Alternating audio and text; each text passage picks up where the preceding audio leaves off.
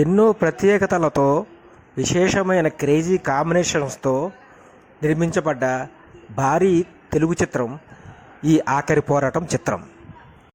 యండమూరి వీరేంద్రనాథ్ ఆఖరి పోరాటం అనే నవల ఆధారంగా నిర్మించబడ్డ చిత్రం ఈ ఆఖరి పోరాటం చిత్రం. నాగార్జున శ్రీదేవి కాంబినేషనే వెరైటీ. అందులో నాగార్జున శ్రీదేవి కాకుండా మొదటిసారి నాగార్జునతో సుహాసిని, అంతా వెరైటీయే.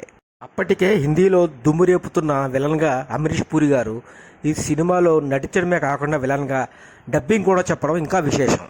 అంతేకాకుండా రాఘవేంద్రరావు గారి దర్శకత్వంలో మాస్టర్ ఇళయరాజా గారు మ్యూజిక్ అందించడం కూడా ఈ ఆఖరి పోరాటం చిత్రంతోనే ప్రారంభం. ఈ చిత్రంలో స్పెషల్ శ్రీదేవి గారు. శ్రీదేవి గారికి ఈ చిత్రానికి ఇచ్చిన రెమ్యునేషను 12 లక్షలు. తొలుత ఈ చిత్రంలో శ్రీదేవి పాత్రకు విజయశాంతి గారితో చేయిస్తే బాగుంటుందేమోనని రాఘవేంద్రరావు గారు ఆలోచించారట. కానీ అశ్వనీదత్ గారితో సంప్రదించి అతని యొక్క అభిప్రాయంతో ఏకీభవించి క్రేజీ కాంబినేషన్స్ కోసం శ్రీదేవి గారిని ఈ చిత్రంలో నటింపచేయడానికి ఒప్పించారట. ఆనాటి నటీమణులలో నాగార్జున గారు మరియు నాగేశ్వరరావు గారు అనే ఇద్దరు తండ్రి కొడుకులతో యాక్ట్ చేసిన క్రెడిట్ ఒక శ్రీదేవి గారికి మాత్రమే దక్కింది. భారీ తారాగణంతో భారీ క్రేజీ చిత్రంగా నిలిచిన ఈ ఆఖరి పోరాటం చిత్రం కేవలం 65 రోజుల్లోనే పూర్తయింది. కె రాఘవేంద్రరావు గారి ప్రతిభ, నాగ్ శ్రీదేవుల యాక్షన్ సీన్స్, ఇళయరాజా గారి సంగీతం ఈ చిత్రాన్ని వేరే లెవెల్కి తీసుకెళ్ళి సూపర్ హిట్ అయ్యింది.